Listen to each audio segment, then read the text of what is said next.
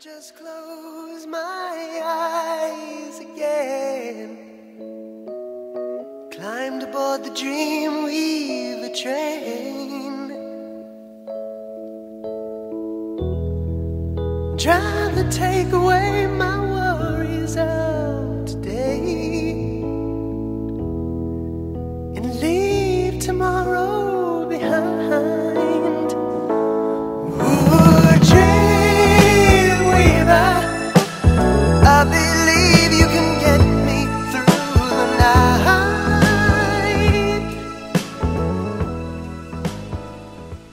Hello lads, it's been a while, isn't it? Yeah, sorry about that. Been kinda busy, end of the year stuff, you know how it goes. And I got kinda fucked off with wrestling. Mainly because, well, I'm a big Daniel Bryan fan, and I love the guy.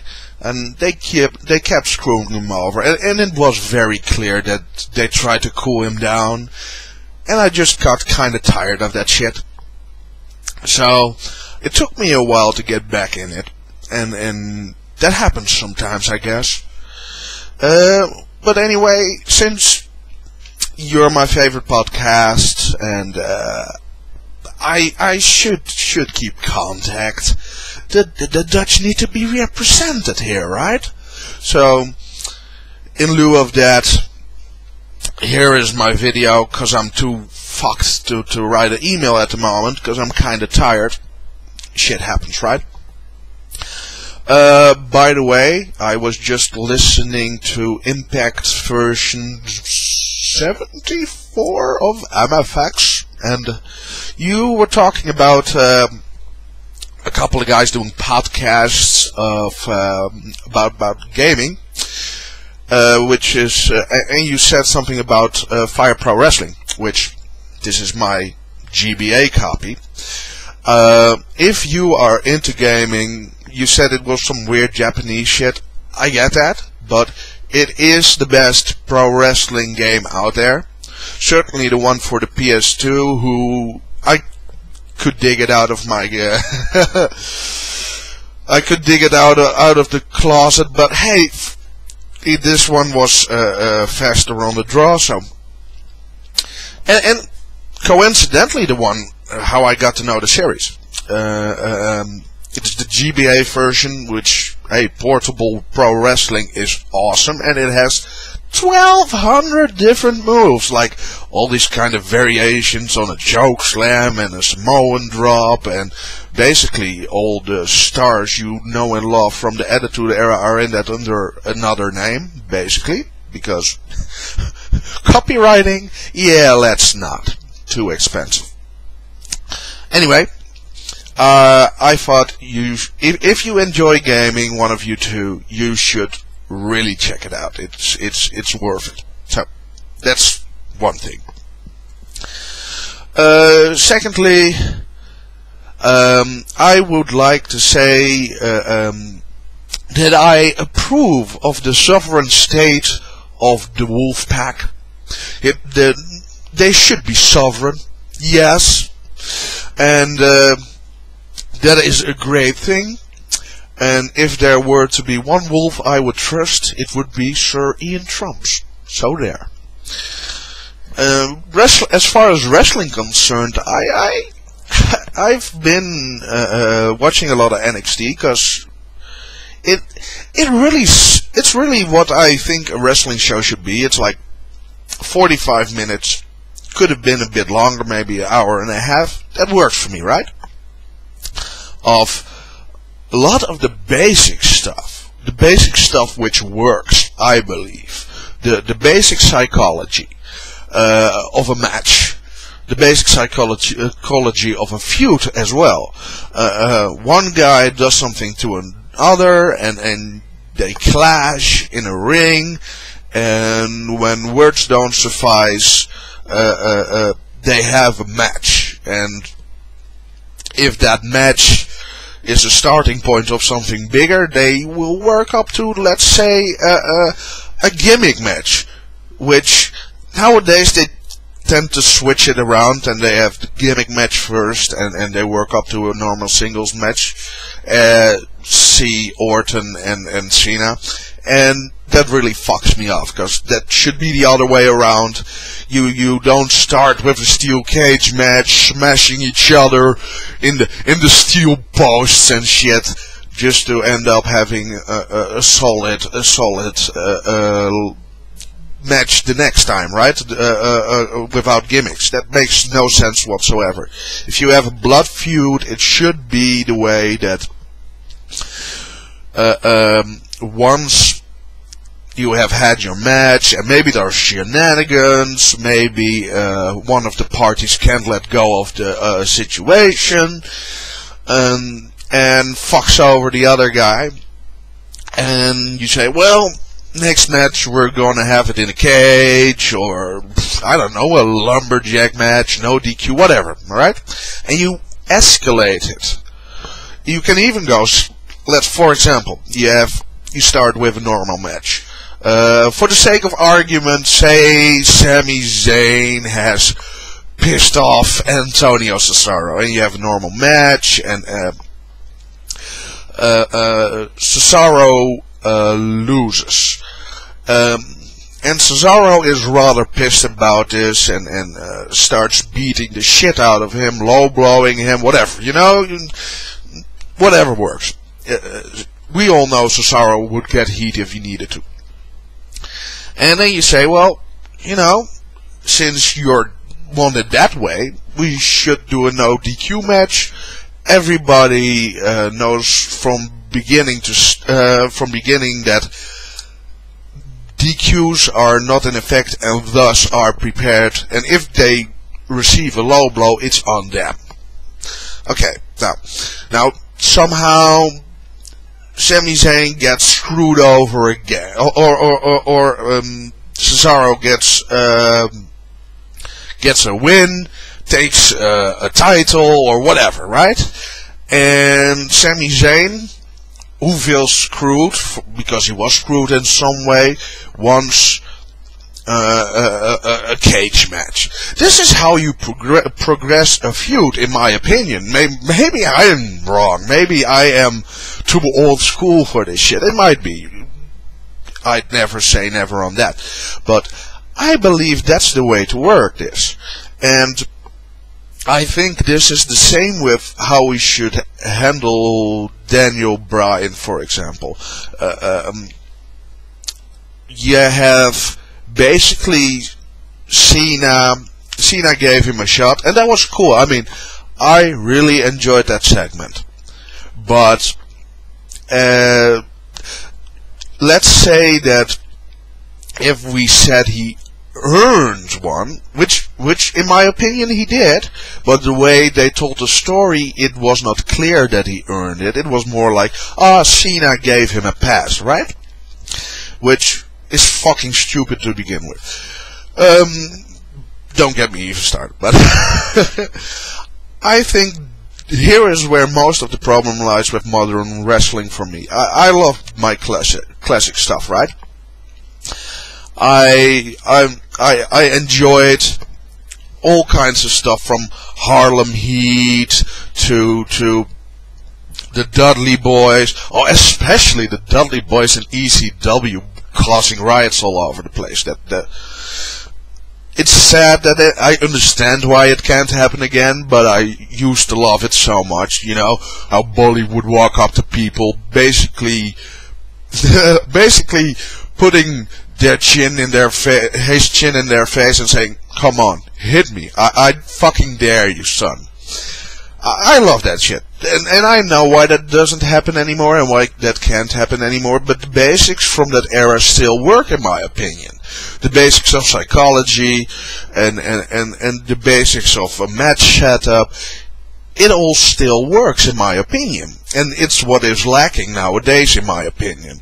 I don't know how you guys feel about this. I figure, having heard what you had to say lately, or since I've been listening to you, I figure you might be on the same page as me on this one. I'd also like to mention that, you know, there is a lot of hate for TNA, and a lot of people want to see them go down in flames. And I do believe, like you, that would be a bad thing for pro wrestling as a business.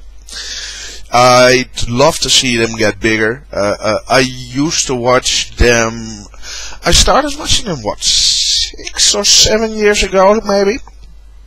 And yeah, it was kind of iffy at times, but it was enjoyable for what it was. I love the X Division in its old incarnation, where it actually mattered. I used to go nuts for Petey Williams. Canadian Destroyer, in my book, is still one of the most devastating looking moves in pro wrestling. Certainly because he invented so many ways to get there, so it felt not as set up as some moves tend to feel. Because sometimes he used to do it from the top rope, for Christ's sake. He would jump on. Basically, the other guy would be in the powerbomb setup position for some reason, and for some reason or another, and he would be on the top rope, basically jump on them and immediately leap into the Canadian Destroyer, which looked awesome. I mean, that shit is great. Not to mention a lot of other guys. I mean, Samoa Joe used to be there a while, and he kicked ass in that. And this is the thing. I see the potential in TNA, and when they were doing really well after Hogan and Vince Russo left, I had real hope for them. I felt like they were doing so much better than WWE in a lot of fronts. They made sense. They had good matches, and the striking the balance was basically a lot better than in WWE. Not to say the lack of corporatism, which WWE heavily has, which annoys the ever-loving shit out of me. That being said, I kind of am getting back into pro wrestling again. It took me a month to get it all out of my system, all the pissiness of the Daniel Bryan situation, and realizing I love this shit, and I really do, and especially if I watch some Chikara or Ring of Honor in between, and I just make sure that I not only watch the WWE product, then I keep loving it. And I also keep loving WWE for NXT especially, which is great, which I love very passionately. And I do enjoy a lot of Raw. If you know, a couple of matches. The Rhodes Boys are amazing. How Goldust keeps up with this shit, I do not know in the slightest, but it is fantastic, and he's doing some of the best work of his career. And I also love the Usos, which I thought they would never get a chance, mainly because they stuck him, you know, hello, here's your gimmick, fuck you, you're a Samoan dude, so do Samoan-y stuff. And they kind of broke that mold. They broke that mold simply by being excellent in the ring. And I think Total Divas, to a certain extent, has helped. Even though I have not watched Total Divas, I have heard a lot of people say that the Usos are really cool guys in the series, and seeing them, I can imagine that. They seem like fun-loving, good dudes. But dear Jesus, they are good. I mean, they are really good. I just love their dynamic, and I hope they get to ditch the whole Samoan shit and just can be themselves and be a brother tag team whom kick ass just for the sake of kicking ass and wanting to be the best goddamn tag team there is to be. That is what I love about wrestling. And not to forget the Shield. I mean, come on. Dean Ambrose and Jake the Snake Roberts. I always love old school Raw simply because I love much of the old school.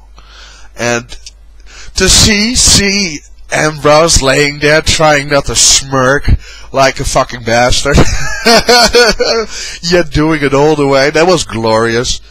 Because you saw this man had the time of his life. And that was great. That's what makes wrestling great. And I think people should realize that more. That stockholders do not know, apparently, what makes the wrestling world go round. The wrestling world, what makes the wrestling world go round, in my humble opinion, is basic storylines with good matches, with decent resolutions at best. Even if you have a screwy fucking story, at least end it, you know. No, and not the WWE way, like never speaking about it again. We don't have to act like every line, like every storyline that ever failed is like Chris Benoit, because it's not. I mean, I love it when at least they try to end it decently, you know, and you can see that, fuck, we made a mistake, but we make the best of it. And I can't blame people for that, for trying to make chicken salad out of chicken shit, as Brock Lesnar famously says. That being said, oh, would I love a Daniel Bryan versus Brock Lesnar match. That would be grand, in my opinion. That would be one of the sickest matches, and might even beat out the previous year of CM Punk versus Brock Lesnar, whom had an awesome match. And we all know Bryan, we all know Lesnar. What people may say about Lesnar, that guy is fucking awesome. That guy can go. I know he doesn't like people. I know he doesn't necessarily love the business of professional wrestling as a whole.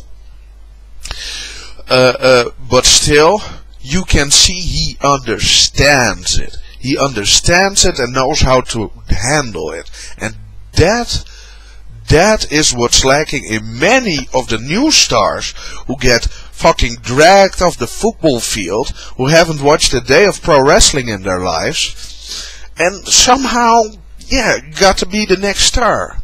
That usually doesn't work. Well, I guess that's enough of my rambling for today. So I am back.